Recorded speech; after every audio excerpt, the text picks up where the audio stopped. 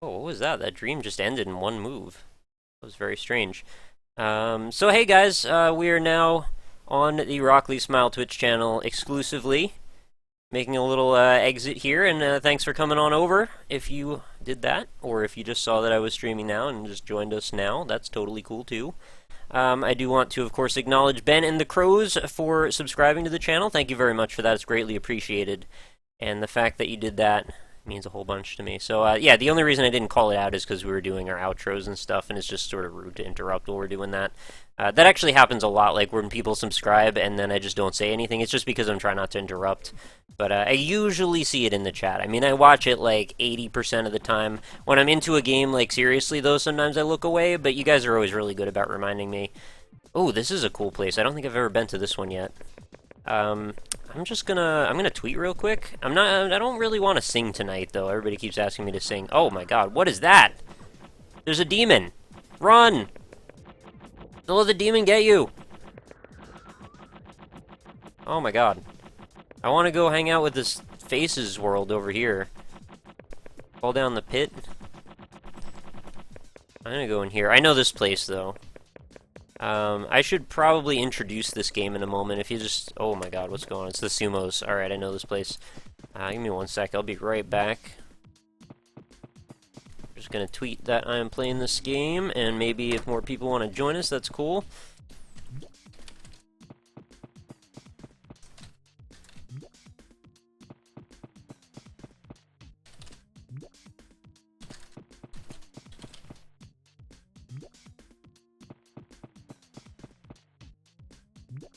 I'll let you watch the Sumos while I'm doing this. There we go. Third ML Kid just subscribed. Thank you very much for that. Greatly appreciated as always.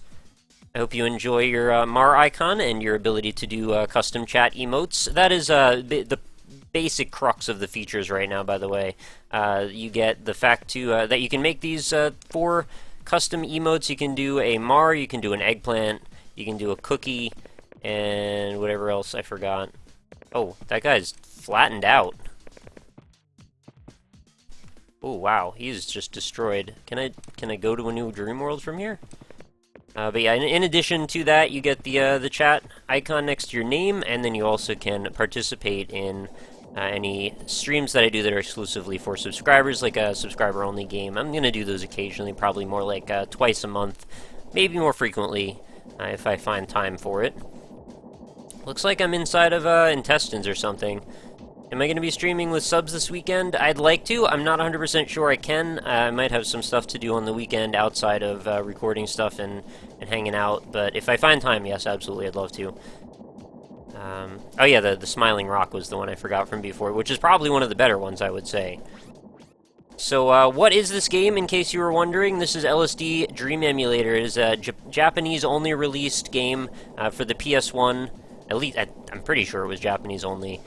And I am playing it via emulation right now. It is a very surreal game, obviously, and takes you through a character's dreams, which are obviously totally bizarre and wacky and strange. I kind of want to go in here. And the premise is essentially you just keep walking into stuff, and then whatever you walk into sort of dictates the direction that your next dream will change to. It's a pretty popular game, at least as far as I know, with the people that are into really weird stuff. I've actually played it a number of times, so this is not, like, by any means my first time seeing it or anything. I actually have some experience in knowing where things are in it, so, you know, if you want to see a certain thing, let me know. I'll try to go toward it, if you're, you know, particularly familiar with this game as well. Not that I'm an expert or anything. I haven't memorized all the different paths or anything, but there are a few that I might remember.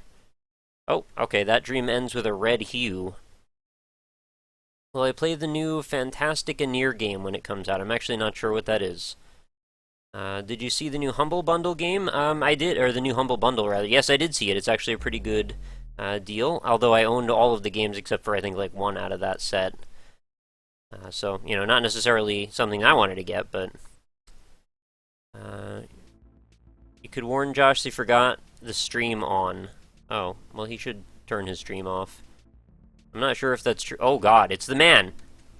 This is the thing that, I used to watch Azurite Reaction play this game occasionally. I think he was absolutely terrified of meeting this trench coat guy. Oh, I really like these dog statues, too, or foxes, or whatever they are. They have such a sassy look on their face.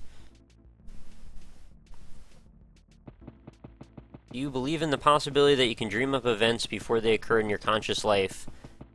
It's kind of a flawed question, in my opinion, because, yeah, you can basically dream up of anything, like, and if your consciousness is running through these different possibilities and permutations that reality could take, you know, if that's, like, at all a possibility for you in your own mind, and you can imagine a possibility that there's at least a small chance that something like that could actually happen in reality, you know, provided we're talking about real terms. You know, if your dream was, I dreamt that I was flying on the top of a cliff in, you know, the Amazon, and then you actually did that, well, you're not going to actually do that because of physics and, like, reality and stuff. But if your dream was, I ended up going out on a date with this girl that I've been seeing around my job, and then you did that, well, yeah, that's totally possible, because that's a thing that can really happen.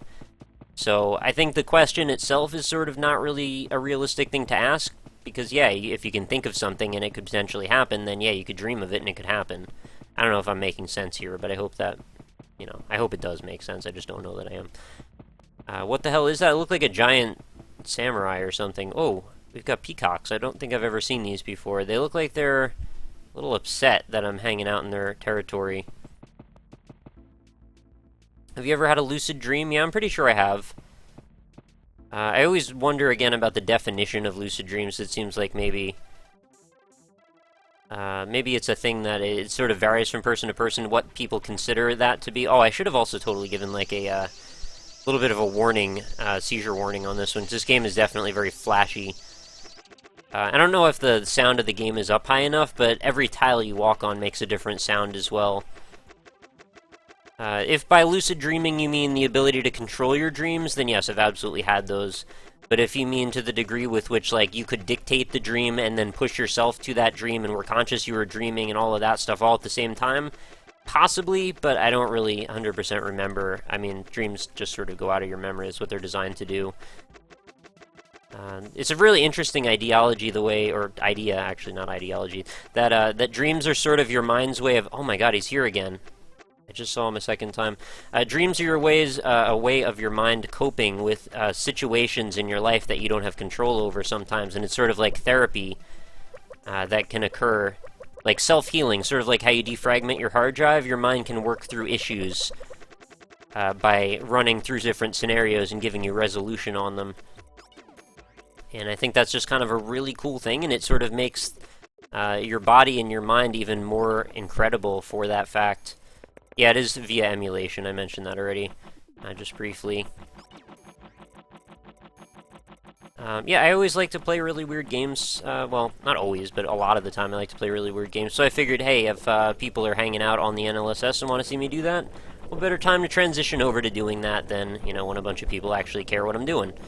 So I didn't really do, like, any major shout-outs. I've been wanting to do a YouTube mention every time I do a stream, but it's like I gotta make a little video for that every time, and you know, it's not always the most convenient thing to do. It'd be cool if I could automate that somehow, but I'm not sure I could.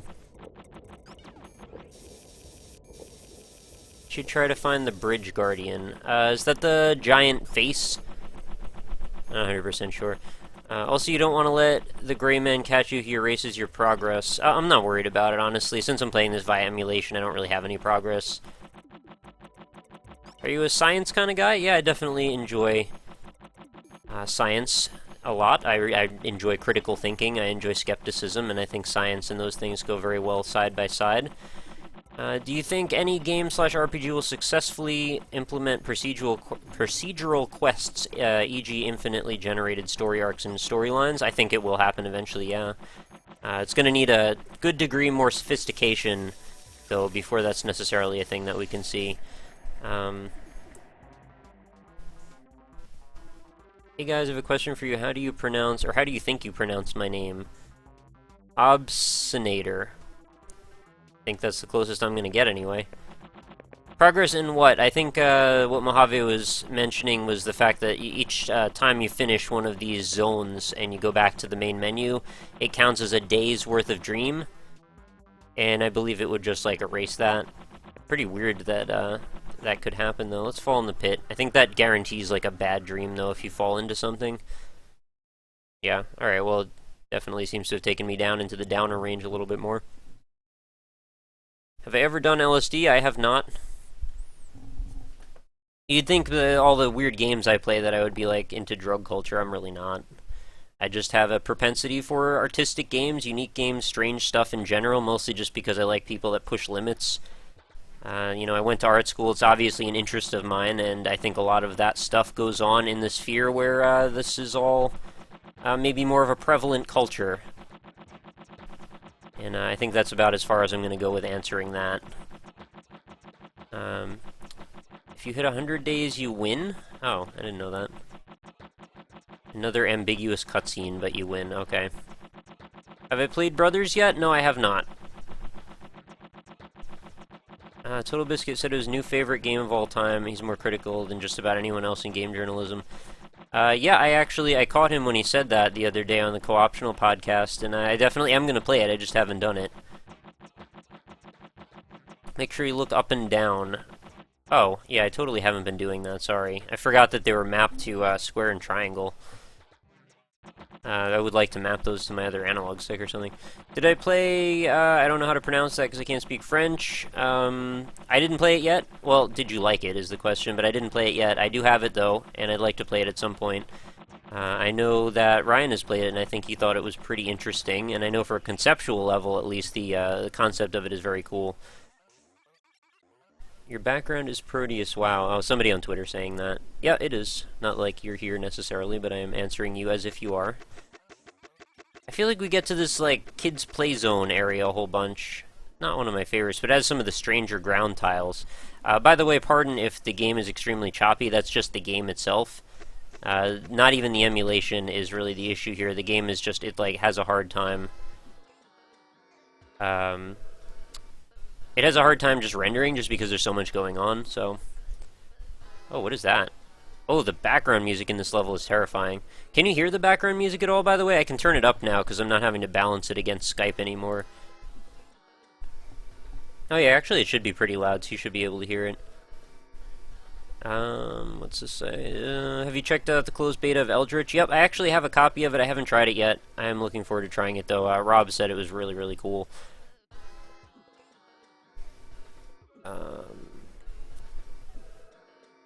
Do you like potato? I absolutely like potato. I'm not sure what context you mean that in, but I do. So, there you go. I like potato in Portal 2. I like potato in real life. I like eating potato. I like mashed potato. I like to do the mashed potato. I don't necessarily like to do the mashed potato, but you know what I mean. It'd be cool if it was louder. I think I can go a little louder, actually, for you. I can hear it too spooky. I can actually make it a little bit louder, too. Let's go, I'm on level 10 volume. Let's go to 20, I guess. Oh, this is not the right volume slider. No wonder it's, oh, it's only on 5 here. Let's go to 10. Yeah, that's definitely louder. Yeah, this is some Silent Hill shit right here.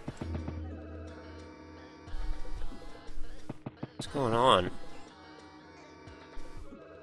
There's like a log? Oh, it's like banging a bell, I guess.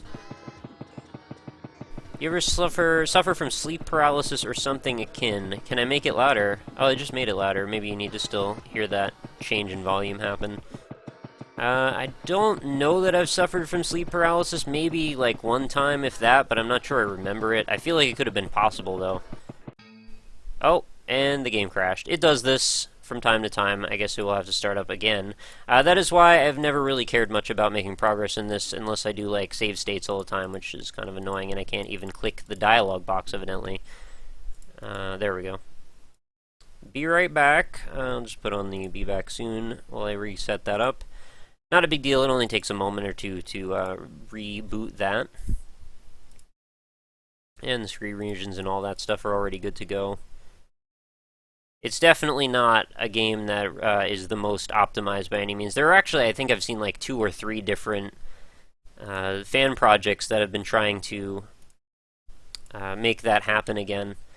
Just recreate this game and the concept behind this game. None of them have been all that good, though, in my opinion. At least they're not fully fleshed out yet. Have I tried Skullgirls yet? No, I haven't tried it. I always wanted to play the game, never got around to trying it. Yeah, I think I sent an email, actually, to the developer, and they never wrote me back. I should probably bother them again some more about that. Did I play Shadowrun Returns? Nope. Not really super interested in Shadowrun, just as a series. Never been a thing that I've been into, so, you know, no, ill will towards it or anything, it's just never grabbed my attention, so not really super high on my priority list. I meant to go to the bookshelf.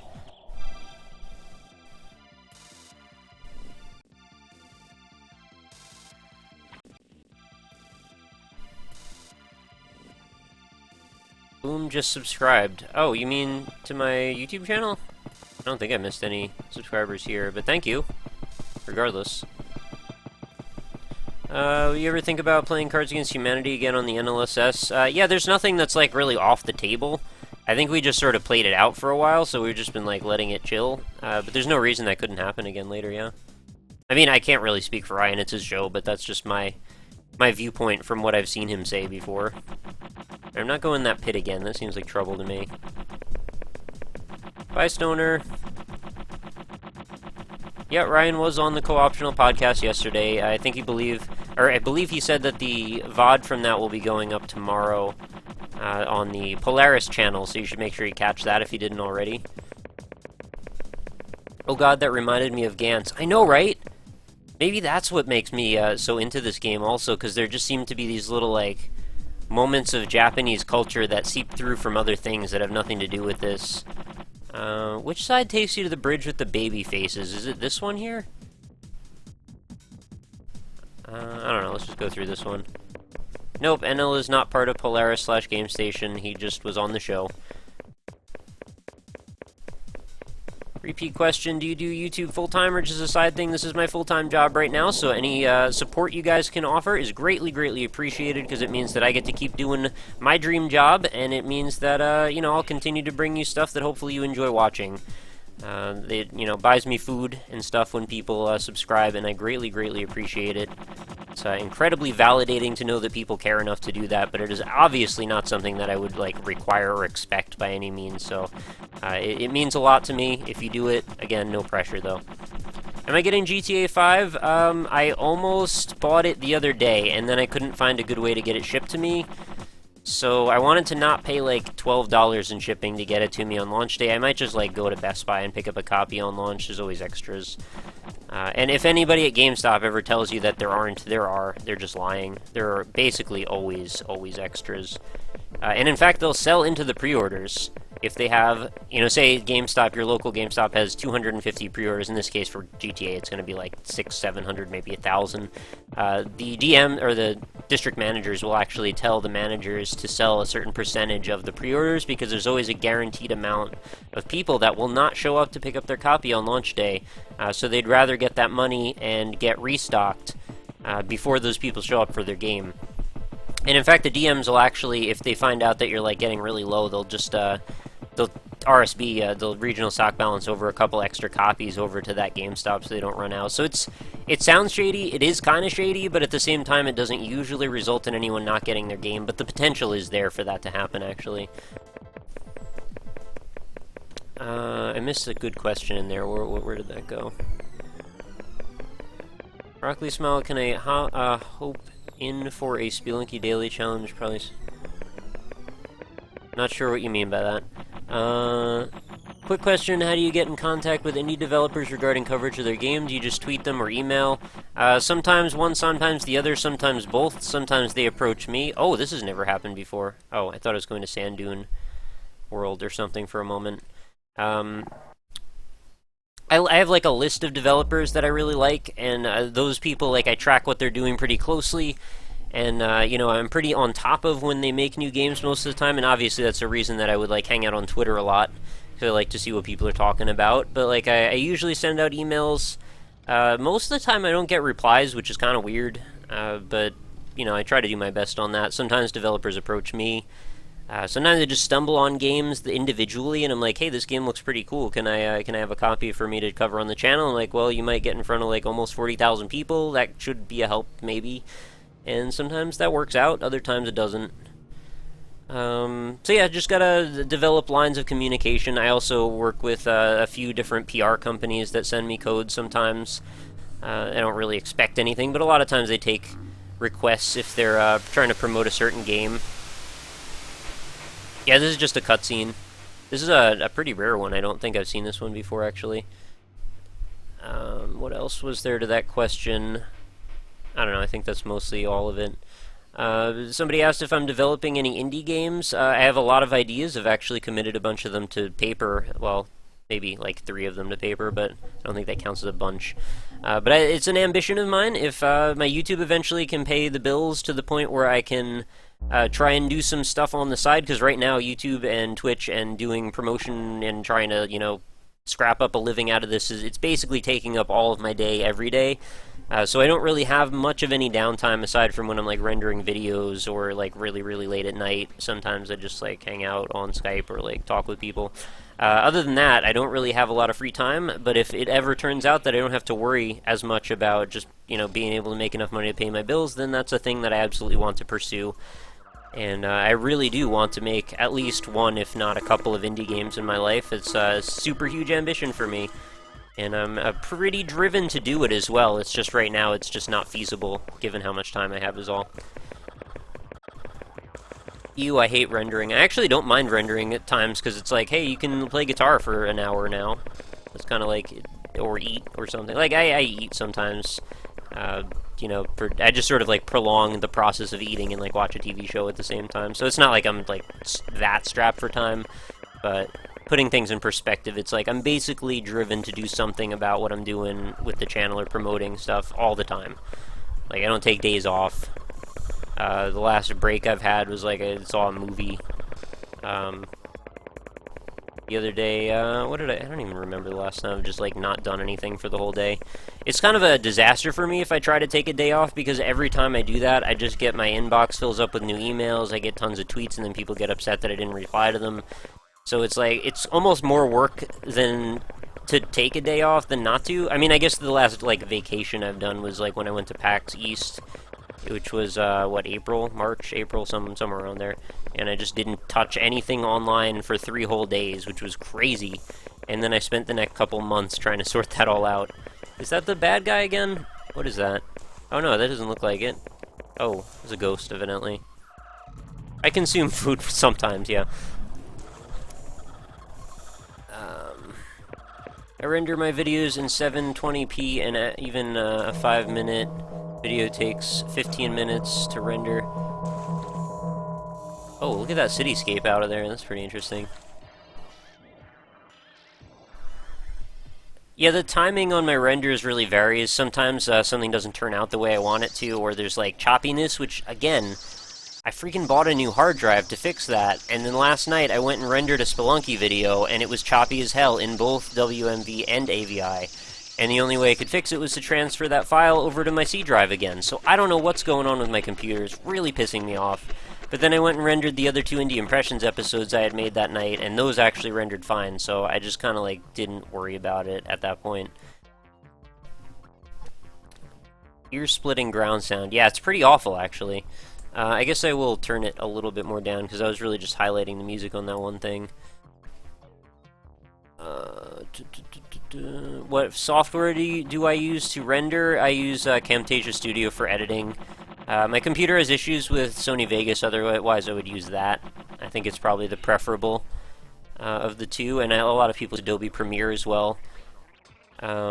Yeah, I've tried all sorts of different things to try and troubleshoot the issue, so I don't really know. Oh, wow, they just started me right on that ledge.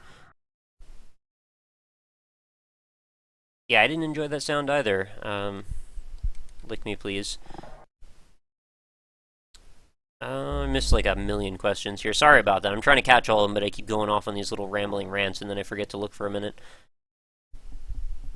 Sometimes an event happens on that pier, but it's really rare. Oh, I didn't know that. Hope this thing came with an epilepsy warning. Yeah, I should have probably mentioned that. Buy a rendering video card. I didn't know that was really an option. I mean, I'm pretty good with computers, but there are certainly things that pertain to the realm of, like, video producer world that I don't know anything about, so hopefully I will learn in some form or capacity. What is that? Whenever I go out on this deck porch area, or rooftop, or whatever it is. I feel like I'm playing Yume Nikki for a second. I can't even tell what that object is all out there. It looks like a spaceship or like a bird, but it's all fat. Oh, it looks like it's flying away, evidently. Do you do written reviews? I feel like it'd probably be a lot easier to do video reviews rather than a full written review, albeit you do have to write a video review. Do you find doing a video allows you to be more professional or personal and yourself? Yes, actually, I agree. I've done a few scripted videos for the most part. You know, I like them, but I like to only do them occasionally because there's so much more work, and they make what I'm doing right now, which is to make, you know, a different indie video a day or a different indie game impression a day. That would be totally impossible. I would be down to like doing one like every 3 or 4 days at best, and I would still have to work like crazy to be able to do that. I think what maybe, and this is just my own assertion, so feel free to correct me if I'm wrong, and I'm going to have to turn the volume down a little bit in my ear. I think what kind of makes my channel what it is because I do these videos off the cuff. They're not reviews either, that's the other thing. I do these things basically first impressions. For the most part, I haven't played the game at all. Sometimes there's exceptions, like with Volgar today, I had to play it for about 45 minutes. Otherwise, the video would have been total garbage, and I understand that, because I knew the game was hardcore before I even started playing it. But I usually just jump right into the game, spend about a minute or 2 minutes or 5 minutes tops with it, just so I can get my audio levels correct, and then I just jump into the game and play it and talk. And it works well because I'm able to get a lot of content out. I'm able to cover a wide variety of games, which is really something that's important to me. I don't want to ever pigeonhole myself into being the guy who only does, you know, first-person, bizarre, surreal exploration games. As much as I do enjoy that, it's probably one of my favorite genres. I don't want to only do that. I like all varieties of game. There's very few genres that I just outright don't like to play, although I don't play a lot of strategy games. What is that picture? It looks like a cat's face. It's a little creepy, actually. Yeah, so I mean, I try my best to get those things out as much as possible, and from the Indie Impressions videos, I also do Let's Play videos on top of it, which is also a bit time-consuming, so those often involve a little bit more nuance to the editing process and such. Not that, like, cutting off the ends and putting fades is all that much work, but, you know, between the rendering and fixing broken stuff occasionally, it ends up taking up a lot of time, and then email and stuff mostly, and replying to stuff and doing comments, and uploading, which is basically every night from like 1 o'clock to like 8 or 10 or 12 in the afternoon the next day, because my internet's kind of garbage, so, you know, I do my best with that. Then posting the video, I have to tag it, I have to aggregate the video to my own feeds, I have to post it on all of my other channels and places that I post my videos to, which that takes like an hour every day. So yeah, as you can see, it's just a cycle. Each day I record. When I do the NLSS, that's like, you know, a bunch of more time, but it's no problem because I love doing the NLSS. It's one of my favorite things to do. I kind of forgot why I'm answering this question or what the question was at this point, but now I'm just talking about why I take time to do stuff. Why is this dude chasing me around? I don't want him chasing me anymore. Anyway, let's just talk about a new subject now. So does that mean you actually don't finish a single game you cover? I would anyway understand if that's the case. No, it isn't necessarily the case. The really good ones, I try to use my like 2 a.m. time when I'm uploading stuff to play. But to be honest, yeah, I don't finish a lot of games. But again, the really good ones I do try my best to finish. Like Gone Home, no doubt I was going to finish that. Do you like Skyrim? Yeah, I think Skyrim's a great game. I wanted to potentially play it a lot more, but it just kind of got swept under the rug, because it's obviously a very detailed, complicated game that takes a lot of hours. How'd I meet Northernlion and Josh? Northernlion covered a Super Meat Boy custom chapter I made called The Passenger on his channel, and my friend Max told me about him. I'm not sure, he might actually be here still in the chat, there's a chance. And oh, okay, I am Coma, I gotcha, or Coma. I'm not sure how to properly pronounce your name. Yeah, after Northernlion covered my thing, I talked to him like a couple of times via Twitter, or like I just sent him like comments and stuff. And over time, we talked a little bit more. I talked to his girlfriend Kate a couple of times, and, you know, one thing led to another. Eventually, we went to PAX, and then we were doing the NLSS. Actually, I think that came first, and then we went to PAX. But yeah, same concept. It was really just a slow thing, and I guess he likes the type of videos I do, and that's really awesome. I like the types of videos he does, and we get along pretty well. I think we have a pretty similar sense of humor.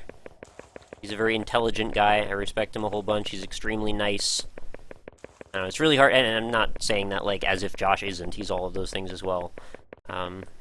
Just mostly focusing on Ryan because that was the first thing that came to mind. Oh, we've got a murder here. Everyone likes the types of videos I do. Thank you. I don't know that that's necessarily true, but, you know, I like hearing it anyway. Well, I gotta get ready for some beer pong. Good night, everyone. Alright, good night, Ender Blackfisk. Have a nice night. I hope you have fun playing beer pong. Love stream is giving me a headache. Oh, well, sorry about that. I'll leave stream so you can get some ad money. Oh, fair enough. Thank you. What is the current time by me? It is 9:30 in the PM. I am on Eastern Standard Time right now. I'd like to say thank you, Nick. I can truly say I respect you as a human being. Thank you very much. That's a really nice thing of you to say. What are you?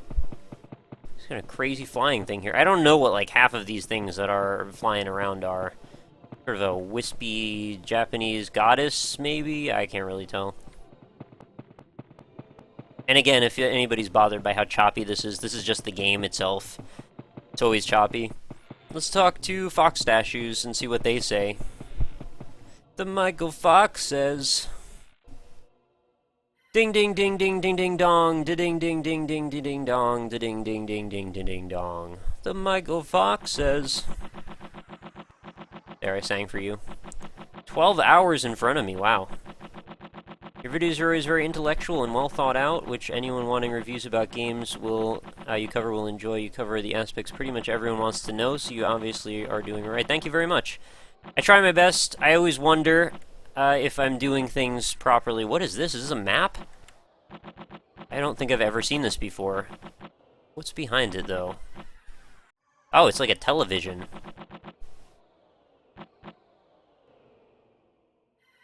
Are there supposed to be, like, representative of things, or just surreal to be surreal?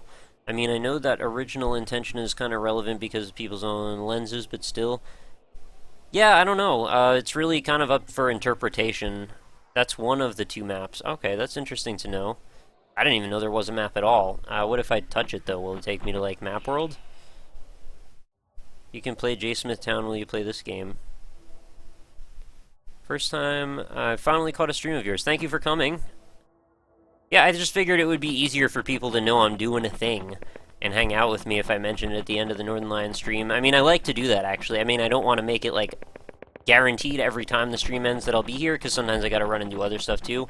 But I actually kept toying with the idea of, like, hey, I kind of want to play some LSD on stream, and I just kept not having a good time to do it where people would necessarily notice. Thank you, Nick. I can go to sleep quietly and peacefully because you sang. No problem. Hey, if you cube a square root, does it become the inside function squared? Anyone? No idea. First time watching you stream. Well, I'm glad you're here. And it's a strange thing for you to come in on, considering this game is just outright bizarre, but I'm glad you found me doing this because it's probably pretty representative of the average things you might find me playing on my channel, so... they need to remake this game with badass graphics. I 100% agree with you on that, and as I said earlier in the stream, you may not have been here yet, I believe there are at least 2 fan projects attempting to do just that. But every bit of progress that I've seen from those projects, and I don't remember what they're called, unfortunately, so you might have to do a little bit of searching, was pretty early on yet. They need to remake this game with a decent frame rate. I agree also. If they could just, like, take all the stuff in it and just, like, decompile it, take all the graphics, all the textures, put it back together with, like, some... Oh, Crystal World. Oh, I like Crystal World. I want to go hang out over there. Just make it look shinier, and... Oh, Rainbow Crystal World. That's even better. Let's go. And just, like, you know, up-res everything, make it all look pretty, and just make it really smooth. I would totally be psyched about that. Erlan the Wizard just subscribed. Thank you very much for subscribing to the channel. I hope you enjoy your Marsub icon, as well as your chat functions that you can now place, which are the eggplant, the Mara, the cookie, and the smiling rock. Do you think you prefer a game with an implicit story or an explicit story? Um, I don't think it's a thing I really want to make a value judgment on because it's really up to the individual developer whether or not that makes a difference to the game. I've played hundreds of games now that really don't have any story about them that's really, overtly stated, and it doesn't really bother me because a lot of the time I'm in it just for the visceral, tangible sensation of what you get out of whatever environment you happen to be around. But if the story is the main focus and the main element of the gameplay, then by all means, go for it. And by the way, I'm sorry, because if you ever ask me these types of questions, I'm like the cop-out machine. I answer things honestly. I mean, I really do, but a lot of times I think my honest answers are probably not the most decisive. Just mostly because I'm just open to a lot of different things. I just try to be really, really out there for whatever it is that people want to do, because I think it's really silly to have preconceptions that then alienate you from trying something. It's a problem that I used to have. I used to not play a lot of games because I'd look at it and make a very surface value judgment about, hey, this looks like whatever, so I just won't play it. So I kind of just stopped doing that. And I think it's been a much better experience for everyone because of that. I think I've been able to find a lot more cool games. I've been able to enjoy them more, and I've been able to share them in a more meaningful way now that I've stopped doing that sort of thing. Do you want to do a 52-hour live stream? If so, what games did you stream? I do want to probably do something like that, but I'm pretty sure I would rather do it as a subordinate of another one of my friends doing it. I'm not sure I would be able to, like, try and host something for that long. It would just get ridiculous. Because I feel like at this point, I'm able to talk, like, fairly endlessly. And yeah, I'll probably hit a point where I just can't anymore. Oh, it's that awful sound again. Let me get out of here. Yeah, the temptation would be to talk endlessly, and right now, I think I probably could keep talking. So if I did that, I would eventually just destroy my voice. What is that? Oh, it's graffiti on the wall. That scared me a lot. I thought it was some sort of a big bad beetle board coming at me. Let's just rename it LSD Dream. Yeah, I don't like the squealing floors. 48-hour NLSS. Well, I mean, he's the one that said in the first place you want to do a 24-hour stream, and then we just happened to do that 52-hour stream with Josh. Pretty ridiculous. Can I touch these cars? I think I just ran over it. Oh yeah, I can stand over the car. It's a weird car. It's like a hover car. It doesn't have wheels. There's a broken mirror, too. Or broken windshield. What's the best strategy for Cookie Clicker? Just click the cookies, mostly. I mean, I'm not really sure there's a wrong way to play Cookie Clicker. Just, buy stuff. Don't hoard cookies, because the longer you spend hoarding cookies, the longer you'll not be getting extra cookies that you could have gotten to reinvest in hoarding more cookies. Hopefully that makes sense. Oh, uh-oh. This place definitely makes me feel a little nervous whenever I go here. What is this? It's like a crane or something? Or is a wrecking ball at the end there? Oh. All of the vehicles seem to have broken windows. Oh, I fell into the sewer. And we're probably about to have the game crash again, because that just happens sometimes. I'm going to run some ads, and I'll be right back. I'm going to go get a new drink. Getting really thirsty, my throat's feeling a little parched, so stick around. I'll play a little bit more LSD in a few minutes. If you're still enjoying it, I'll answer a bunch more questions, and I'll be right back.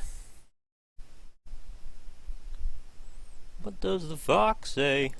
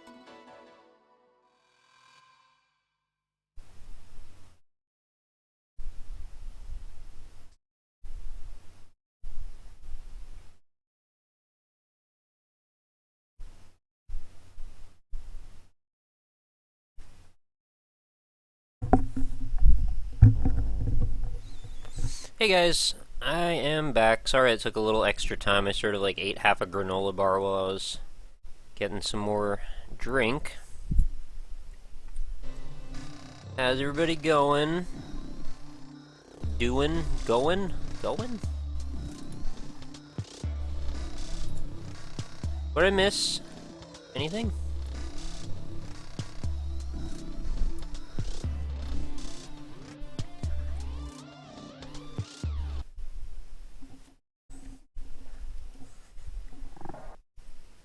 How am I going? I'm going okay. Did I miss any good questions while I was gone? You missed arguing? What's there to argue about? What's my CPS? I think I ended up at like 550 million or something. I could switch over to Cookie Clicker. I think there's a whole bunch to see at this point, though.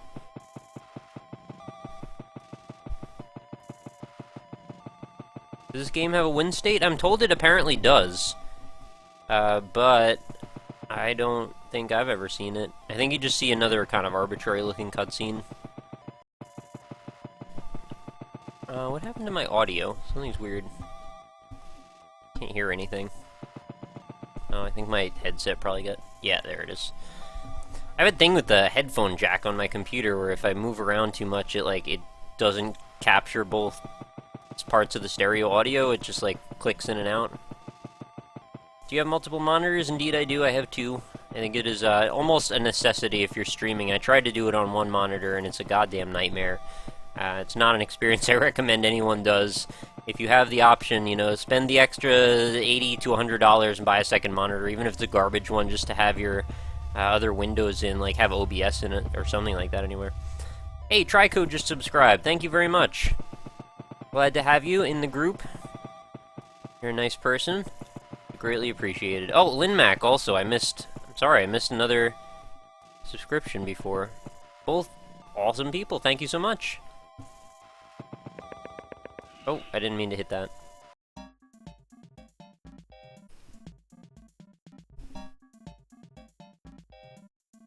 Oh, I like the music here. This is kind of cool.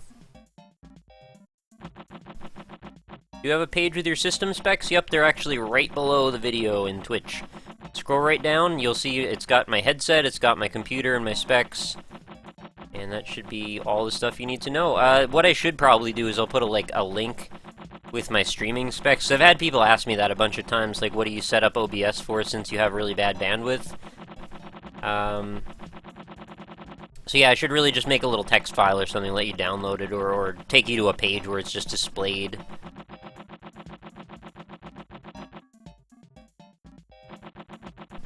Might want to hire Imcoma as a secretary. Well, I can't really afford to hire anybody right now, but we can work something out, Imcoma, if you want. I'm sure we can. I can pay you in games, maybe. Try anyway. Oh, things unlock as you get further into the game. I didn't know that actually.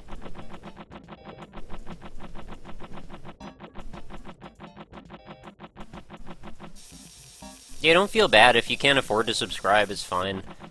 Just being here by itself is enough. I mean, the fact that people can watch ads actually, you know, makes a little bit for me as well, so that's supporting me right there. But yeah, don't feel obligated. It's a nice thing, and I appreciate everybody who can do it. But I understand, you know, I'm in a position right now where I can't even subscribe to Northernlion's Twitch channel, and obviously I want to do that. What I need to see about is if I can talk to Twitch about getting a comp code for my own channel, because it seems a little silly to have to pay $5 to subscribe to myself. I know Ryan's done it, but it's like, I wonder though if like there's a way we could just get a code. Man, this game is framey as garbage.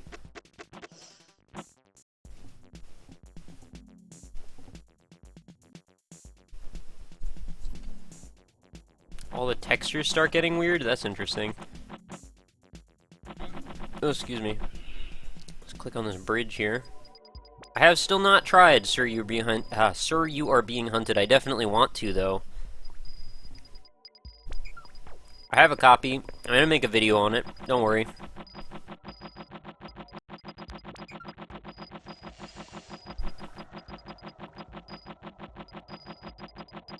Nick, can you just refuse to answer my question or something? I don't know. Don't be upset if I missed you in the chat. I'm sorry. I've been trying to watch.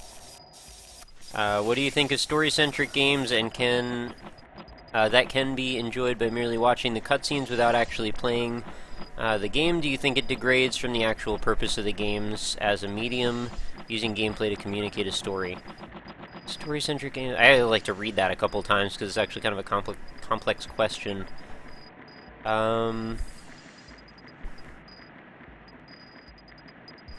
Right, I think what you're saying...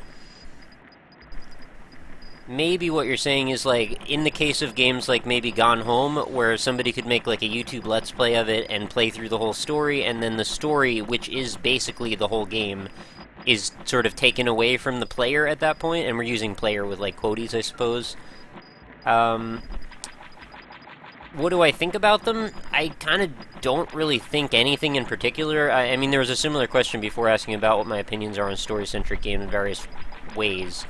I have no ill will towards that style of game. I think it's something that's suited to one style of game sometimes and not another. So if the developer makes that the main point of the game, and that's fine, like, then I'm with it. I would play it. Like, Gone Home was one of the best games I've played, definitely this year. I'm trying to think maybe, like, at all. Maybe it could be that far. And that was an entirely story-centric game. That game, if it did not have the story, would have almost nothing to it. It's basically walking around a large house, I guess you could say mansion, and just picking up objects, looking at them, putting them back down. Like, there would be no relevance to it outside of that story. So, if that's the question, then my answer is that I have no problem with it. That's why I choose not to Let's Play those types of games, because I think it's sort of disrespectful to the developers. I really wanted to Let's Play Gone Home, but I think, honestly, I couldn't have done anything to make that game better by talking over it. I think I would have detracted from it, and also spoiled the experience, and also taken away the ability for people to support the developer by buying the game and playing it themselves. I understand that there were people that were saying, well, I can't afford Gone Home, so someone should Let's Play it. Well, you know, I hear ya. And honestly, if they didn't gift me a copy of it, comp me a copy for the video to go up, I probably couldn't have afforded it either, and I probably wouldn't have bought it. But somebody's gonna always Let's Play it. So if your strict, issue with that is that you want to watch someone play the game so you understand the story, I don't know, it feels like a little bit of a cop-out. Like, you should experience the story yourself. You should be the one putting yourself in the role of that player character. If you can, and if you can't afford it, like, it sucks, but, not everyone can afford everything, and maybe eventually, if it's a big enough priority for you, you can. And I hope I don't sound like I'm being kind of a jerk by saying that, because I totally understand what it's like to not be able to afford things. There is no entitlement here at all, coming from the way that I'm describing it. It's just, I'm trying to come at it from a way that's sort of equally beneficial to both the player and the developer, because I do care about the developers as well. They should have a right to be compensated for the work that they've put in and the time and the money they've put in, because just like I'm trying to do with what I'm doing, where I'm playing silly games and talking over them, that's their job.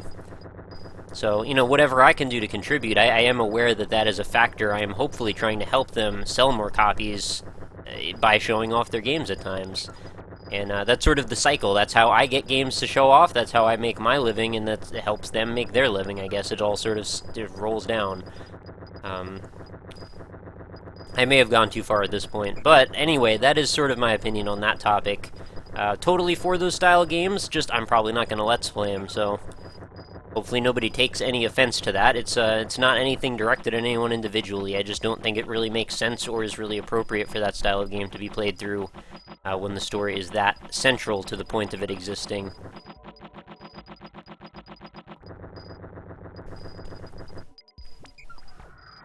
The tricky thing about a game like Gone Home, though, is that it's sort of a subjective thing whether or not the story is good. I'm certain there are people out there that have played that, and I think I've actually talked to a few of them that were just like, wow, it's like 2 hours long, and that game is very expensive, and I didn't find the story all that interesting, so what was the point of me playing that? Well, that's a tough call, because yeah, you're right. And without watching the story, there's no way you could have known that you wouldn't have found it interesting, so I'm not really sure how you get around that without watching it. But I'm still not sure that that's necessarily the answer. You know what I mean? It's kind of it's a complicated situation. What's going on here? I can't play now? Oh, I had to hit circle a bunch of times.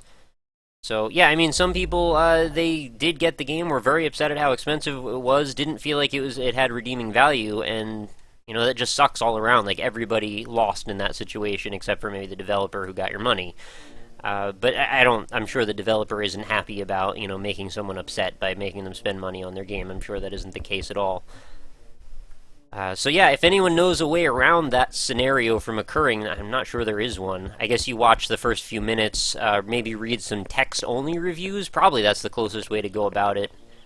And hopefully give you the flavor of the game that you should be able to know yourself. We're talking about Gone Home, by the way, for the random man. You should know, hopefully, enough about yourself to know what kind of stories you would find interesting or redeeming in one way or another. And this is LSD Dream Emulator for anyone that just got here. So yeah, it's an interesting topic. I'm sure I could probably talk for an hour about it, because I really do enjoy discussing some of this meta stuff that goes on with the YouTube world. It's pretty interesting. There's a lot of behind-the-scenes stuff that happens. Nope, I still never ate my hat. I never got to 500 viewers, so what are you gonna do? Missed a whole bunch of good questions here, and I apologize for that. There are a lot of people who disregard Gone Home as a good game simply because it can be completed in 2 minutes. Yeah, that's kinda... Well, I was gonna say that's kinda garbage, but, you know, who am I to tell people how they should play games? I just feel like it's very contrary to the point of the game, that's all. But yeah, you have a right to play a game however you want, but if the end result in you playing it the way that you want, you know, is kind of contrary to the point of it and results in you feeling very upset about it, I don't know. Yeah, I'm just gonna leave it at that. Oh, I fell off. I'm gonna scroll up for a second here and just see... have you ever heard of Zenith? Yep, I made 2 videos on Zenith, actually. One of them didn't come out right, and then I made another one. What did I miss? What did I miss? Have you played Diablo 3? And if you have... Oh, chat's moving. How do you feel about the port Xbox PS3 with improved features over PC, despite it being an exclusive game? I did play a lot of Diablo 3, actually. I did finish the game. I don't have a copy, oddly enough. I finished it on someone else's account. It was legal. It was someone else that I had the right to access their copy. But I finished it. I was very underwhelmed by the whole experience, but I kept playing it in case it got better. And once it came out on the PS3 and Xbox, which is just recently, right? I sort of felt like maybe I wanted to play it a little bit more, but I don't know. I'm not gonna go out and buy it by any means. I have a serious, I'm a glutton for punishment when it comes to grindy style games like that. And, it's addictive. It's really addictive. And I played a lot of Torchlight 1 and 2. I played a lot of Diablo 2, Diablo 1. Honestly, Diablo 2, one of my favorite games of all time. I've certainly spent plenty of hours playing that. I've played with different mods and, you know, packs of various kinds that add and change and modify and, you know, do stuff to the gameplay. And I didn't get much out of Diablo 3. It didn't excite me the same way. A lot of it was to do with the kind of scandalous presentation style of how it was put together, with the increased monetization, the level of transparency with, like, what degree Blizzard was going to such a length to get money out of people just seemed really disparaging to me. I did make a couple of sort of, like, mocking videos of it on my YouTube channel, which should be in one of my, like, maybe my miscellaneous playlist or something. So if you want to go visit that, you can. It's really not that funny at this point, but, you know, I would probably play a little bit more Diablo 3 on console if a copy just, like, showed up at my door, but I'm not going to go out of my way to buy it or anything. You know, maybe if it's $5 one day, I would maybe buy it, but for the most part, I don't really feel compelled to spend money on it. I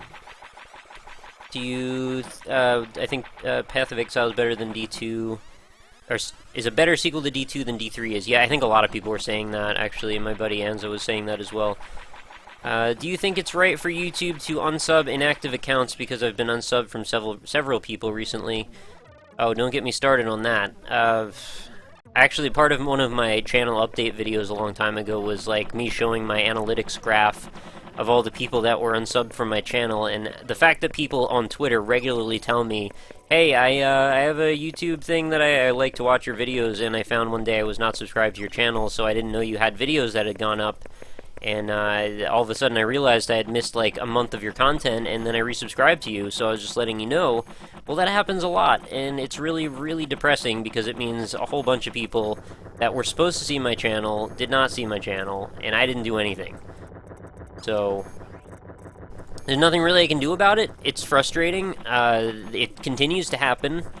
And Rob, Alpaca Patrol, said the same thing. He feels like that's happened to him as well. I've lost, what was it, nearly over 1,000 subscribers in the last month. And I'm sure some of them left on their own accord, which is totally fine. If people are bothered by my content or don't want to watch me anymore, whatever, that's their right to leave if they want to leave. But I'm pretty sure that not all of those people did, especially when every time I tweet that, like, you may have been unsubscribed, and then a bunch of people resubscribe to my channel and then tell me they did. That's not cool. And then a lot of the time after that happens, and I make, like, a stink about it, and then somebody's always like, yeah, it's not... That's just not true, that just doesn't happen. I'm like, well, I mean, yeah, it does, because it did. Unless they're all lying to me, which I'm pretty sure they're not. Been unsubbed from Total Biscuit like 5 times now. See, what are you doing, YouTube? I saw another good question here, and I don't remember what it was. Have you fixed the email glitch for the site? Yes, I have. And if you get, what should I do? Or if you have, what should I do to get an email? Should I re-sign up? Yeah, I think if you just re-sign up, it'll be good to go, or... You're actually... Whoa, what the hell? What's going on here? There's a chance your account might actually be there already, so you might be able to sign... Oh wait, you can't sign in because you don't have the password. Yeah, I mean, go for it. Just try and sign up. If you have troubles, feel free to just shoot me either a tweet at the start, or if you want to send me an email via the contact form right on that same site, that's fine. I will try to address those issues as quickly as possible, though.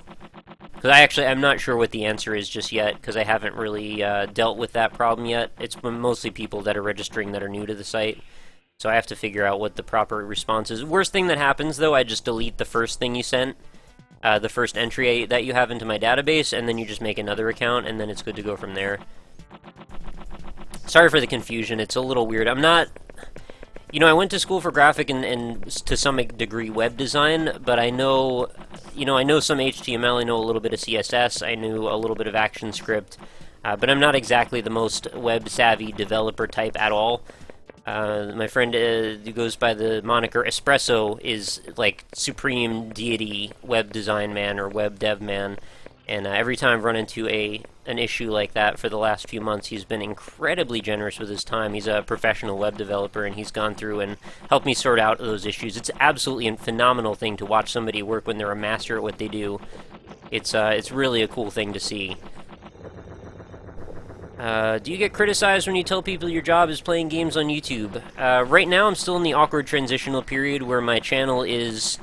It's getting better. It's getting to the point where it may have a chance at making, you know, enough money for me to survive off of, but right now it's not quite thriving to that level yet. You would think, you know, you kind of have to see behind the scenes to know what the numbers are that require you to actually make enough money to live, but I'm not quite at that point yet, so it's a little awkward when people want to ask me about that, because, you know, it's a full-time job that I don't quite make enough to live off of, and it's a full-time job that I put in, like, 12 to 16 or 14 hours a day on, so the value proposition at the moment, not the best, but I love doing it, and I have passion for it, and I wouldn't trade it for anything in the world, if only for the chance that someday I could actually make the money that I need to survive off of it.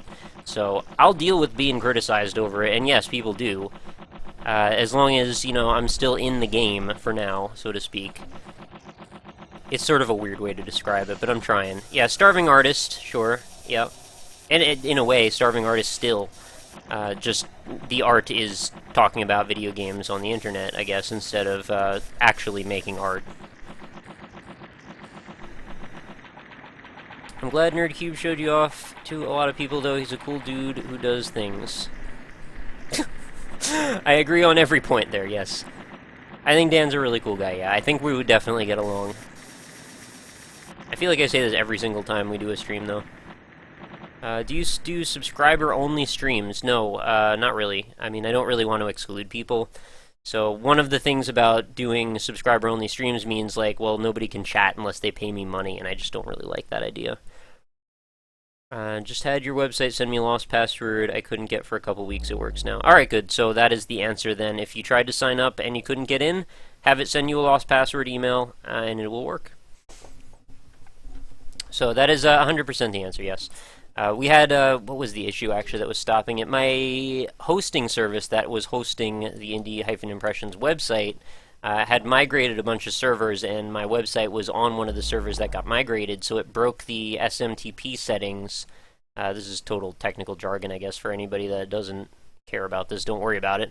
But it just broke some of the settings that I needed to, like, automate the sending of email. And I didn't know that it happened, so honestly, the site had probably been broken since, like, July. And since it just stopped sending me emails, like, at one point I was like, hey, I've had enough of these emails. Somebody, as so-and-so subscribed to the channel, or not subscribed to the channels, signed up for an account on indie-impressions.com, and I was seeing so many of those, I had them filtered. And then I didn't realize that I guess I was just not getting any more of those emails. I may have not even been getting contact form emails for a while, which is a little disparaging as well. This lion is the jankiest thing I've ever seen, by the way. Kind of badass in a weird way, though. And he's a little broken. Keep away from the lions, they say. I don't feel like it. Have I seen the new Humble Bundle? Yes, I have. Cool bundle. I own mostly all the games in it, though, so I didn't really see a need to buy it. But for anybody who's lacking some of those games, go ahead. It's definitely a cool one.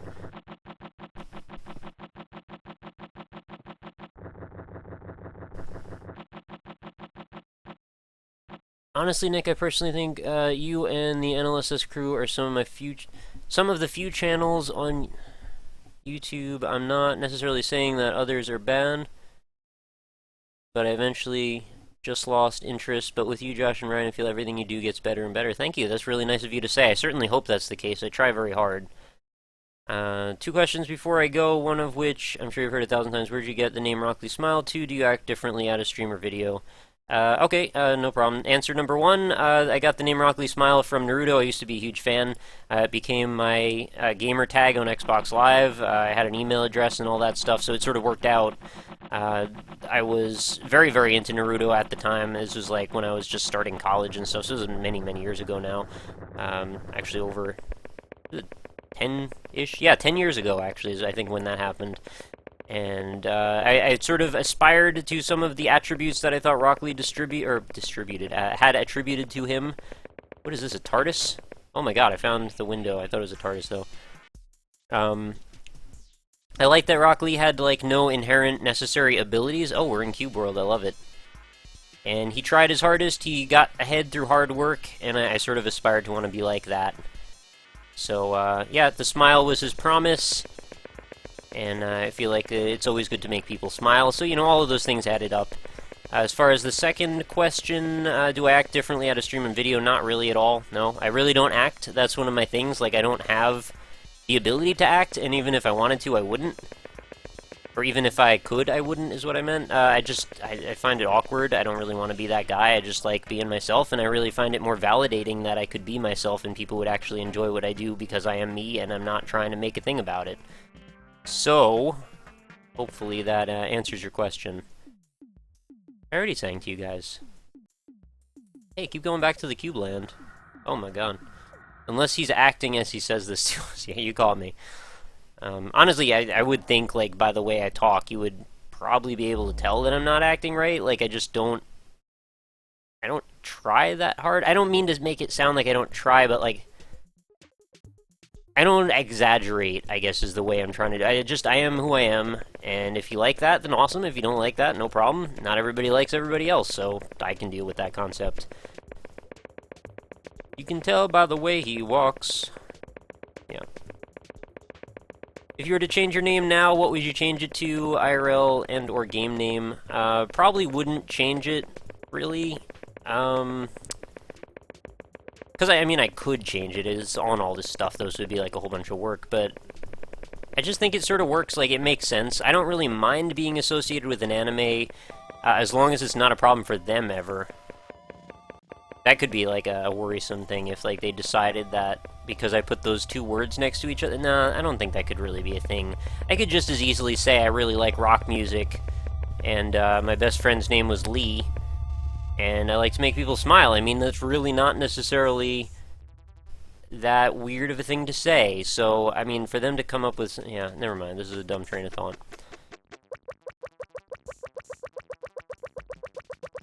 Do you like Modest Mouse circa the moon in Antarctica? I've never really listened to Modest Mouse that much. Hopefully that's not a sticking point for anybody, but no, I never really got into them. I don't think they're bad or anything, I just never really listened. Do I want an FTL code to give away? If you'd like to give me one, I guess I will give it away, but that's totally up to you. You can feel free to PM me it on Twitch messages, I suppose. I've had another person today ask me that too. I'll probably end up putting it up on the site as a game giveaway if you want. But, you know, don't feel obligated, just if you have nothing to do with it, I guess I could. Just probing your music tastes? Oh, I'm into hardcore, metalcore, technical metalcore, progressive metal. It's bands like Between the Buried and Me, Protest the Hero, Periphery. All of those are my favorites. Oh, ice over here or something. That's a real squeaky sound.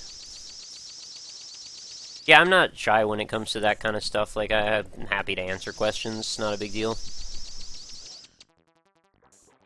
Do you think it would be annoying to have an RPG that scales the EXP to prevent grinding?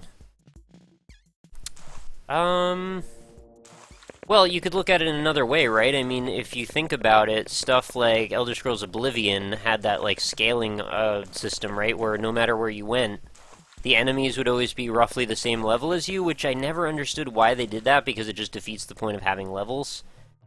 They just become enemies then, and you're sort of just ridding the point of having levels. There's no other way around saying it. Did I listen to Tool and Pucifer? Yeah, I actually liked Tool a lot. I didn't really listen to Pucifer much, although I have one album. I didn't really like it, I guess. But Maynard James Keenan, cool guy. Really like Perfect Circle a lot as well, so yeah, if that helps any. It's not always metal all the time. I listen to some other stuff as well. Bands like softer bands like City and Color or The Owls. You know, more alt rock is not bad.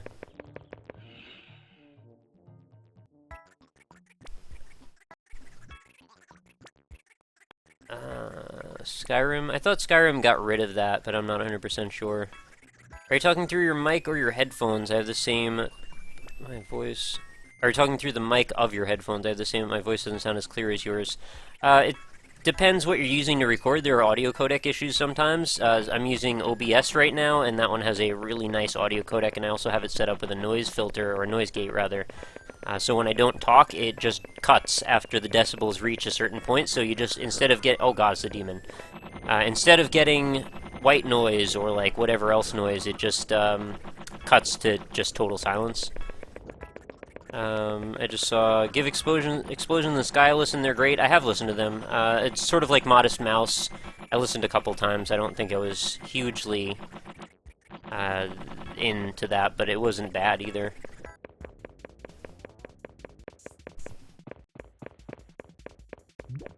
Oh wow, it's the sumo level, but everything's got kanji all over it now. I wonder what that's about. All different colors, too. How long do I think I'm going to stream for? Probably not too much longer. It's already been, I don't know, like 5 hours since I started streaming. I kind of forgot. I was like, why is my throat so sore? And then I realized, well, I just did the whole NLSS, which was 3 hours long. And I pretty much talked, well, on and off for most of the whole thing. So... Yep, doing that, and then adding another, at least, hour on top of it. Yeah. Your encoder hates this room. Have you ever heard of Nintendo Core? Of course, Horse the Band, man. Cutsman.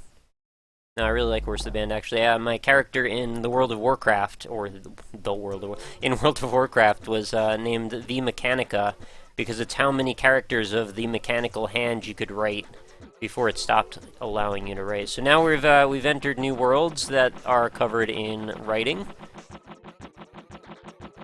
This is a great game to play and talk over.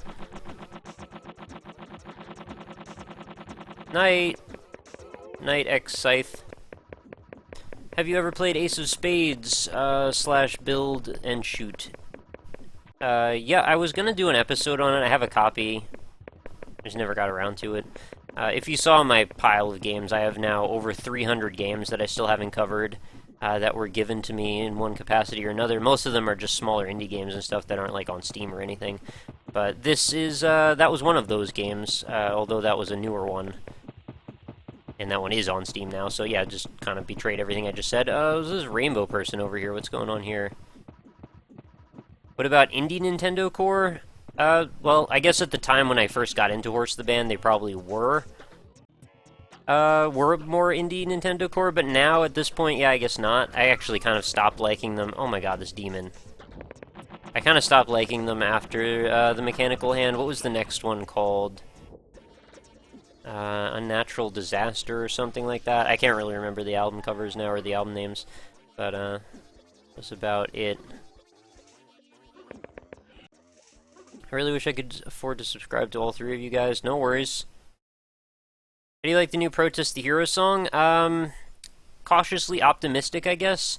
To be honest, it was probably one of the less technical songs they've done in a while, but I kind of thought the same thing about Scurrilous when I first heard a few tracks off of that album, and after a bunch of listens, A Natural Death, that's correct. Yeah, after I listened to Scurrilous a bunch of times, I totally stopped feeling that way, and it's actually such a great album. It's just, it's not something that was appealing to me right at first, because I was expecting the album to sound like Fortress, because Fortress is what made me love Protest the Hero, and to some degree, Kazaya as well, but I think Fortress was probably their best. But yeah, Kazaya actually grew on me a lot as well, too. And now that I think about it, actually, some of their best songs individually are probably off Kazaya.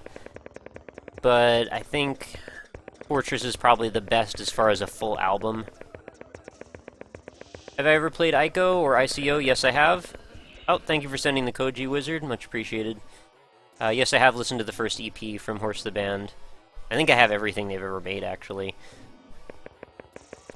You're talking about the Buntalophagus thing, whatever the hell it was called.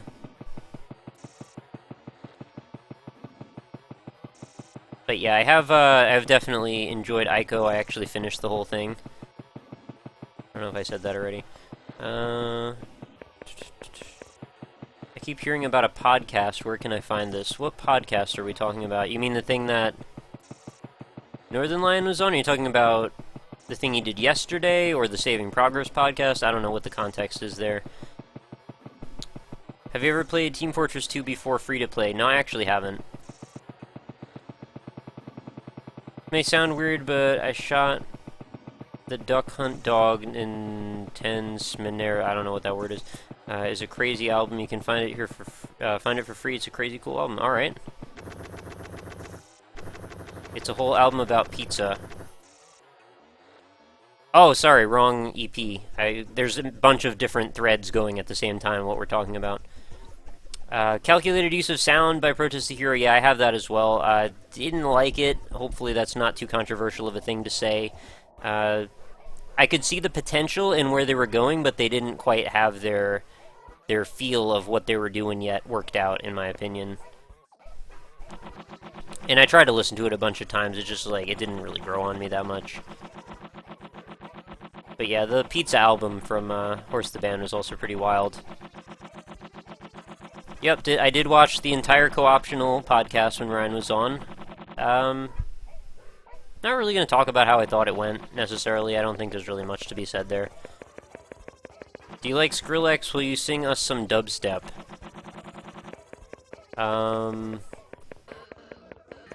No, because that'll just break the mic. I don't think you guys would like me very much if I did that.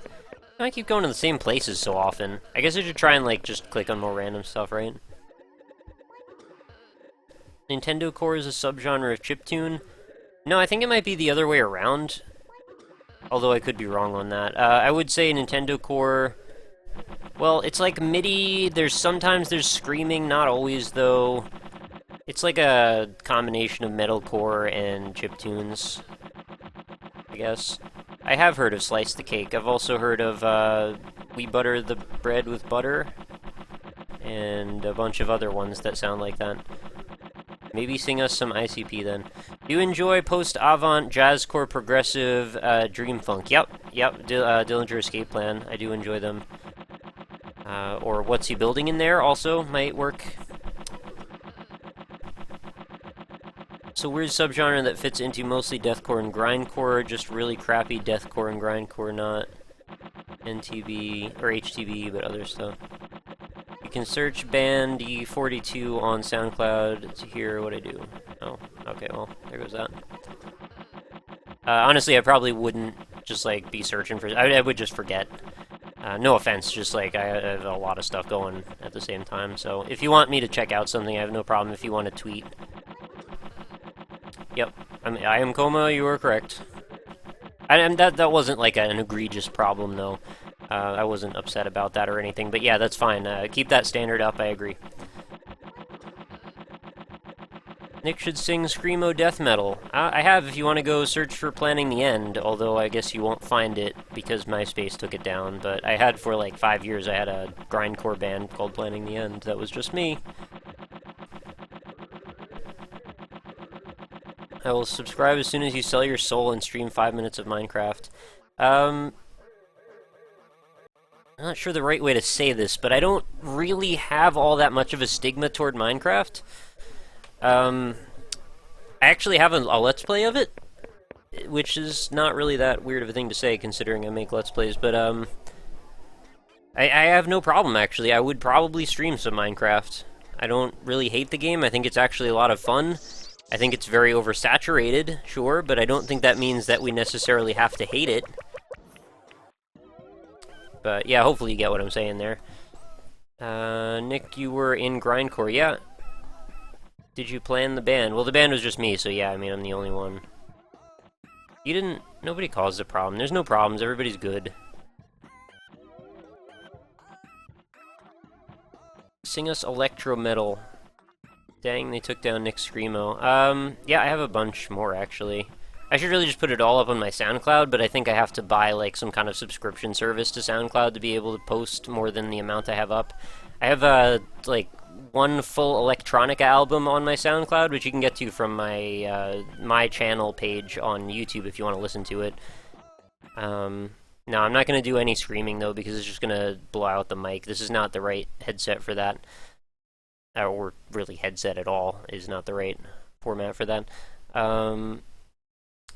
But yeah, I have, let's see, I had my own little self thing that I was just calling, like, my own, just my name. And then I did SAP, which is my electronica band, which was just, again, me. I think all of my bands, except for one, were, just by myself. And that one, it was just, me making up samples and stuff, and loops and playing weirdness. And that's what you can find on SoundCloud. And then I had Trust the Fungus, which is my own attempt at a Nintendo Core band. And I have a short EP. I think it's 3 or 4 songs. You can hear Trust the Fungus, one of the songs, Feet Don't Fail Me Now, I actually have a YouTube video of, which if anyone would like to post here in chat, that is welcome to do. All of the songs from Trust the Fungus, which again is just me, were essentially... It was sort of like a concept band, where what I did was I tried to put myself in the emotional state of a character in a sci-fi Nintendo game. So I did Gradius, or Gradius, however you pronounce it. I did one for Metroid, and I did one for Blaster Master. And those, yeah, so I guess 3 songs then. And I thought the one for Metroid probably came out the best. Oh, you found it. Good job. But yeah, this is all what I did, like, while I was going to college and working full-time. I, like, did this kind of weird stuff on the side. And when I was in high school, I had a band called Wall God that I played bass in. And we had a good time. We played, like, for around 1.5 years, 2 years or something like that. And we wrote an album, well, an EP, that we recorded in an actual recording studio, which was very exciting for us. And we played a few concerts, and we mostly just did it for fun. I wasn't exactly the most skilled musician, and listening back to it now, it's kind of bad, but... You know, we all have these experiences through high school and such that, you know, give us character and stuff. When do you think is an appropriate time for a YouTube content maker to retire from their job? I don't know. I don't really want to think about that yet. No, I mean, it's such an unproven market that we don't really know what length this thing is even going to exist for, so I have a feeling a lot of YouTubers would, they would probably just want to stick around as long as they could.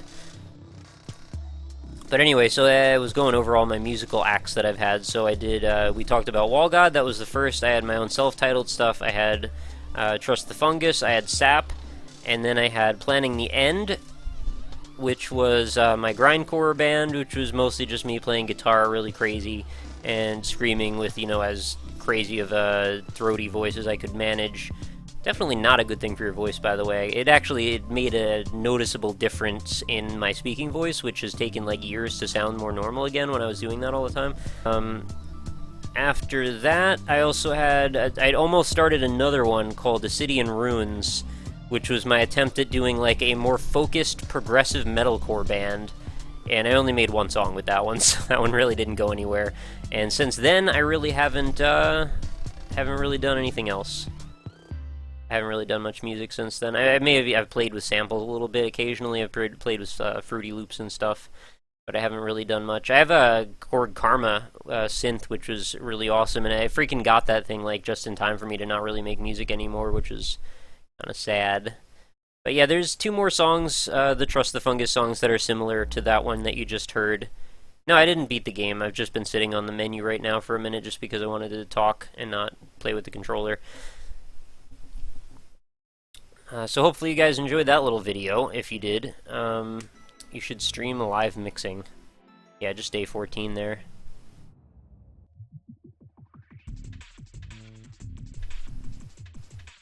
Is Trust the Fungus a reference to Mar? No, it was a reference to the Super Mario Brothers movie. If you've ever seen that one, came out in the 90s, and they had to trust the fungus at one key point because they had to jump to their possible deaths, and the fungus saved them from falling down an elevator shaft or something. If you could experience someone else's musical taste for a week, would you do it?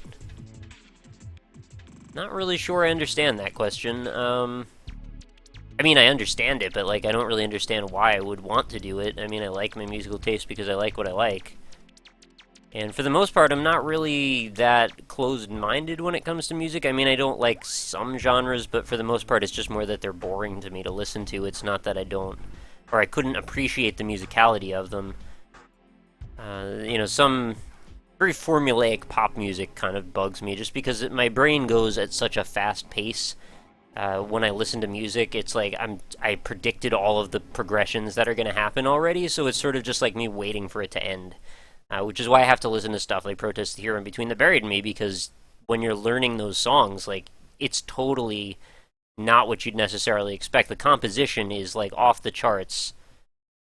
So you used to sing in Scream. Yeah, I did a little bit of, well, sing and Scream, actually. Least boring genre is obviously ambient. Yeah, well, I listened to a lot of Aphex Twin, actually. So, I guess. Would you mind me linking a really neat Nintendo Chords song? YouTube brings the quality, but some people here might like it a lot. It's pretty neat. Yeah, I don't mind you doing that. Go ahead. How do you feel about math rock and/or mathcore? Well, math rock and mathcore are totally separate things, to the best of my knowledge, right? Mathcore, or mathcore is stuff like Converge, which is just, well, okay, some people call that noisecore as well, because it's an emphasis on, like, chaos. You know, really just discordant clashing of just sort of inharmonious guitar plus the most crazy screaming you can probably make, which is, at a point, like, the old Converge screams, kind of hard for me to even listen to, actually, because it just sounded like they were just squawking a little bit. There's this one part, was it in The Saddest Day or something, when they get to the part where they start singing, and it always reminds me of the two Siamese cats in Lady and the Tramp. It's such a, like, the singing in that part of that song was so bad. And I'm not insulting Converge, by the way. I love Converge. It's just the old versions of it. Their old songs were not so great. Some of them, anyway. But I still enjoyed the progressions of them, even if I didn't necessarily enjoy the singing or some of the screaming in them. But then math rock is just, like, slightly more complex rock music, if I'm not mistaken. But I don't know, maybe I am mistaken. I don't really know. It's not a genre that I've listened to a ton, but I definitely enjoy mathcore, if you're referring to the Converge and Dillinger Escape Plan way of thinking of it. I feel very out of place with most of this. Sorry, I didn't mean to get off on such a crazy esoteric music conversation. I enjoy this concept, and I like to talk about it sometimes. But we don't have to keep talking about music necessarily. Is there core? I always wanted to start a new core genre called like Apple Core or something. It'd be like hardcore that you can only generate through iPods and like iPhones. Oh, happy birthday. You want me to give away the code right now? I was gonna put it on the site for people to buy with pixels, I guess. Yes, I did get the chat emotes. If anybody wants to drop all the chat emotes in the chat, feel free to do that. We've got Mar, we've got Eggplant, we've got Cookie, and we've got Smiling Rock. That's not the actual names for them, by the way, but yeah, they are all there, so subscribers can feel free to raise their eggplants or whatever they want to raise. Buy with prescription pixels, yeah. Odd question, have you heard of / have an opinion on nerdcore? That's rap, right? I think that's rap. I think I like it, but I don't know. I haven't really listened to it, so I guess I don't really have an opinion.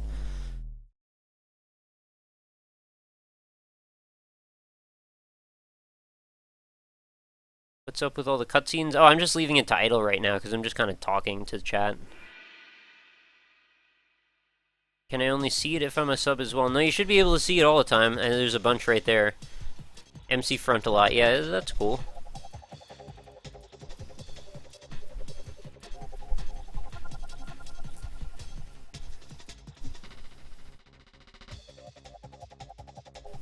Do you enjoy Insect Warfare? Is that the name of a band? Because I'm not sure. By the way, how do you earn pixels on your website other than logging in every day? I put a little thing like what to do on the site. You can get to it from the homepage. It says like read more at the bottom. There's not a whole lot else to do other than that though. But yeah, you can sign in every 12 hours. You get 2 more pixels. And also leaving comments on videos on the site also will earn you 1 pixel per comment, provided you don't spam. If you leave more than 1 comment on a video, unless you're having a legitimate conversation, then I will probably take those pixels back away. How do you feel about Dream Theater? Pretty cool. What I've heard of them I've liked, but I haven't really gone out of my way to listen to them very much. I've been beginning to like Rush a lot more lately, but maybe one day I'll listen more to Dream Theater. I'm really loving it, Nick. You always teach me things with your streams. Thank you. I'm glad you're enjoying it. Anyone know why I wouldn't be able to see the emotes? Could it be better Twitch TV? It could be. I'm not really sure, but it could be. All I know is right now, I'm not a subscriber to my own channel, and I can see them, so you should be able to as well.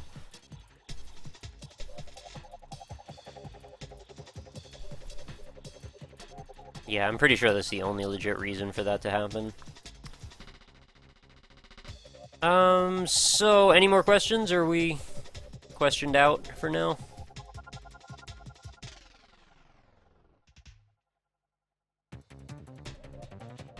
Yeah, I should offer, of course, Moobot gives good advice here. If you are, enjoying the stream, feel free to follow me if you don't already. If you happen to come from Twitch or something, and you just happen to stumble upon me doing this, you may enjoy the content I do over on my YouTube channel, youtube.com/RockLeeSmile, which is the link just posted there by Moobot. And, drop on by. I do a different indie game every single day. I try to look for stuff very similar to LSD Dream Emulator. Honestly, that's sort of my wheelhouse, is the weirder the better. So if you like that, over 500 more games that I've covered in the series that you can check out. And a lot of them are free, and if you go over to Indie Impressions or indie-impressions.com, you can sort them by free too if you want to go browse through there. So if you're ever looking for a game, there's hundreds waiting for you that I've done videos on, so you can get hopefully It's just my opinion, but hopefully an informed opinion on what's going on in that game. And a lot of the time, I use informed very loosely because, you know, first impressions are not the most informed, but informed from a general gameplay perspective, as in the perspective of someone who has played a lot of games, I guess is really the best I could say. Do you like honey roasted peanuts? That's a very specific question, but yes, I do. There aren't a lot of nuts that I can actually have because I have an allergy, like almonds, walnuts, pecans. Yeah, I can't have those. I'm trying to remember. I can eat cashews and peanuts, and I think that's about it. Maybe there's one or two other kinds, but yeah, for the most part, I can't. But yeah, I do like honey roasted peanuts and cashews as well. I think I've asked this before, why did you stop watching Naruto? It got to the filler episodes, like around 120 or something, and I just sort of stopped caring, I guess. It just was like, it was so drawn out, I just didn't really watch them anymore, so I just stopped. I have a lifelong vendetta against almonds for reasons that will remain unexplained, because it's funnier that way. Fair enough. You like smoked oysters? Man, very specific food questions here. Maybe? I actually was born in a town where oysters were like the thing, so I probably do. I just haven't had any in a long time. I like the ones that stuffed oysters. Those are pretty good. Or is it stuffed oysters or stuffed clams? The ones that have like the yellow and like, I don't know, colorful stuff in them. Those are really good. It's probably clams. I really like clams. Those are delicious. Clam strips. Do I like garlic bread? Yes. Why is Raise Your Dongers a thing with NL when it came from LOL? Because he just thought it was silly. Why did I start making videos? Did someone inspire you? Well, it started because it was sort of out of necessity, because I was involved in the Super Meat Boy modding community, and the only way to really show off your levels was to make YouTube videos. So my friend Max kind of got me introduced with basic video editing, because it's really not a thing that I had done a whole lot. And around in 2010 or so, I uploaded a couple of my levels onto YouTube, and just to see, you know, if people wanted to see them. And I was using that mostly just to post them on the Meat Boy forums, so people could see the level, see what it looked like, and then download it if they wanted to play it. After I did that for a while, I just sort of started doing a couple of Let's Plays. I did one on Eternal Daughter, and I did one on Terraria. I did a short one on Amnesia, which ended up just being awful, so I took it back down. But the Eternal Daughter and Terraria ones are still up, although, you know, they're pretty rough. And just go ahead and say it. And so if anybody wants to watch them, you can still do that. I did that for a little while. I'm not really sure what made me decide to do the Let's Plays. I think I just was excited by the concept of just sharing my opinions about games a little bit. Time passed, like 2 years in fact, and after a while I started getting a little bit more involved with YouTube. I had been doing some more Let's Plays, more diversity in what I was doing, getting a little better at maybe my video editing, started to get slightly better quality. I started to understand what I was doing a little better as well. And one day I just decided I'm gonna maybe look at some indie games, and then after I did that for like 3 or 4 days in a row, I was like, hey, maybe this will be a series, and I'll do this for a while. And then I decided I would call it Indie Impressions, and I just kept going, and I just kept going and going and going and going and going, and I'm going, and I'm still going. So, you know, there wasn't really any big story. Play Amnesia Machine for Pigs yet? Yes, I have. I actually did a quick Twitch thing on it. Well, not so quick, but like as long as I was allowed to, which was about a half an hour. And it is posted right now in my stream events on YouTube as well as here on Twitch if you'd like to watch. Did I ever beat Banjo-Kazooie? Yep, I actually did. What is your favorite indie game of all time? Probably Super Meat Boy.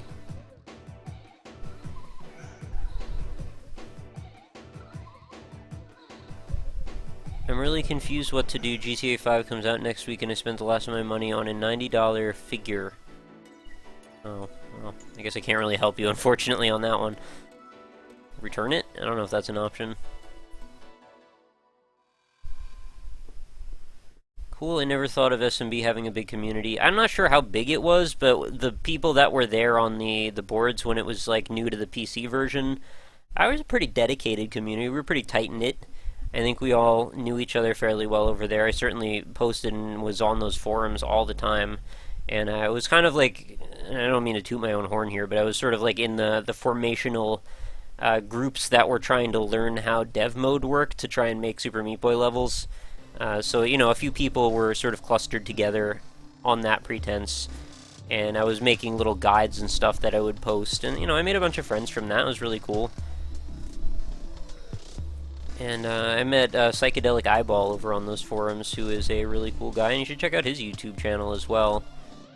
I think it's Psychedelic SA, is youtube.com/Psychedelic SA. He does some Let's Plays as well, and, you know, big Meat Boy fan as well. I've actually done a couple videos with him on his channel, although I don't think I've ever had him on my channel, but we should do that.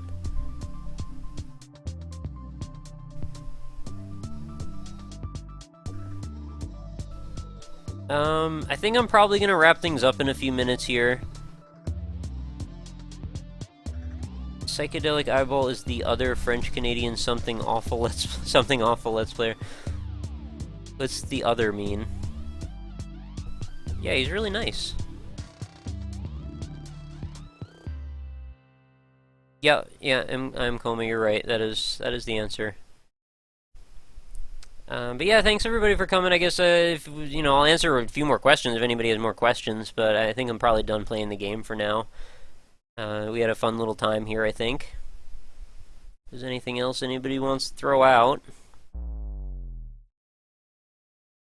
Oh, but seriously, have you ever had Crystal Pepsi? No, I have not.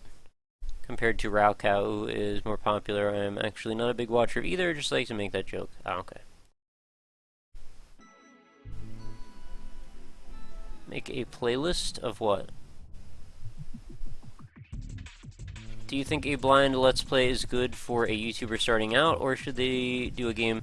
I think probably the best recommendation would be, and this is just my opinion, so don't take it, you know, too seriously, but I would say that doing a game that you've loved and know everything about, especially if it's a game that, like, not everybody has played a ton, that's probably your best bet if you're just starting on YouTube. Demonstrate whatever it is you have expertise in first. And try and build up a group around the concept of whatever it is that you love. You know, if you really are into a certain game, chances are there's other people that share that same interest, so try and foster that community if you can. I mean, I think a lot of what helps get people in the spotlight, so to speak, and a lot of it is random luck as well, but just continuing to push a specific feeling on a specific topic really helps. So if you can sort of corner one thing that is really like your passion, like the best of your ability, and really keep going at that thing, eventually, hopefully, people will find you, although it takes a lot of work and a lot of, you know, development. Yes, I've heard of Animals of Leaders. I've actually seen them play a show live, and I really enjoyed it. It was very, very good. Amazing, amazing guitar playing. How well did I perform at school? Mostly, like, average to slightly above average. What the hell? Have you done heroin? That's a dumb question. I have not done heroin. I mean, somebody has done heroin, whatever. I think it's a bad idea. Don't do it.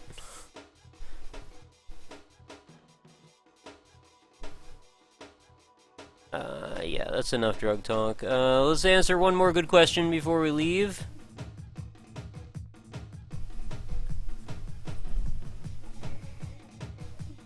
Any more? Hello? What are your thoughts on Proteus as a Let's Play? Not exactly the best game for some of the reasons I talked about earlier. Sort of like Gone Home, although a little bit less so considering it's somewhat randomly generated. Proteus is really a contemplative experience. It's really for an individual to sit and just enjoy the ambience of. And there is an ending to it, actually. So, you know, I feel like spoiling that ending sort of, it's a little bit mean. But, I don't know. You could do worse, but, I don't know, you could do better. What are your thoughts on where the console generation is heading? I don't really know that I'm qualified to answer that right now. I mean, I've been doing the PC thing so hard. I've been sort of neglecting the console scene a bit. When I worked at GameStop, and that was already now over 3 years ago, I was, involved in every element of everything that was going on. So, at that point, I felt like things were not going well, which is why I decided to, well, one of the many reasons that led me to start doing, PC-centric coverage as well as just being involved in indie games all the time, because that's where I felt like the innovation was coming from, and that's where the good ideas were. So, I mean, seeing the way that things are headed right now, the way the whole thing went with Microsoft, with the Xbone, I wasn't feeling very optimistic about it. I might get a PS3 at some point. I don't think I can afford one right now, but if I can afford one at some point, I might pick one up. Probably not buying an Xbox, though. Really doesn't matter what they do at this point. I mean, if they come up with some sort of a really, really killer app, it's going to take a lot of convincing for them to get me on board. That's all I'm saying. So yeah, not really super into the console scene right now, but that's about all I think I can say. Why does your stream have such nice mods? Because, I don't know, they're just nice people, I guess. Is your girlfriend Marceline? No, but that would be cool. I think Marceline's pretty cool. I wish somebody like Marceline would be my friend. What is a good age to start tubing? Or start YouTubing? Probably really whatever age you feel like you have something to offer. There's not really any major, level that you should start worrying about. I don't think you should start signing contracts or anything until you're able to, know what you're doing on that. Friends that you bang. Yeah. What are you gonna do?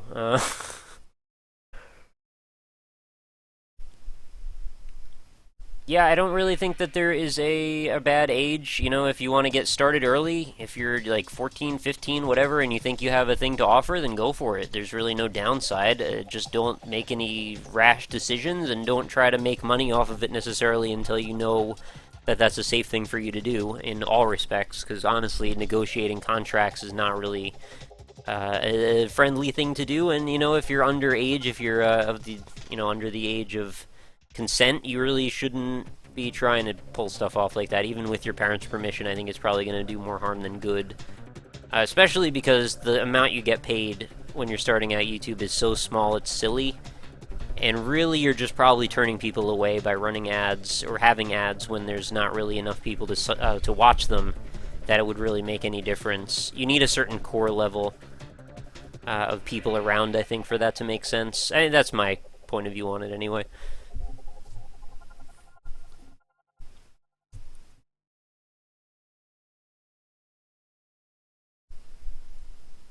Alright, well, I guess, well, have you traveled much, Nick? Nope, not really much. I've gone up and down the East Coast, that's about it. I live in New York. I've gone to Florida at the furthest, and, been to Georgia a bunch of times. And I've been to Boston. But I think that is it. So, I guess we will call this one a night. So thanks everybody for coming out as always. I really do appreciate your support. I'm glad you came. I thought we had this pretty nice little chat here over this bizarre game. And it's a lot of fun. So, yep, thanks again for coming out. Be sure to leave a favorite on the channel if you haven't already, so you know when I go live next. Not sure if I'll do this again tomorrow after the NLSS, but in case I do, that'll be fun. And if I don't, I will probably stream either on Friday or Saturday. So, just watch me on Twitter, or, have email notifications or something, and you should catch it. So I'm going to leave with some ads, and have a lovely night, guys. Later!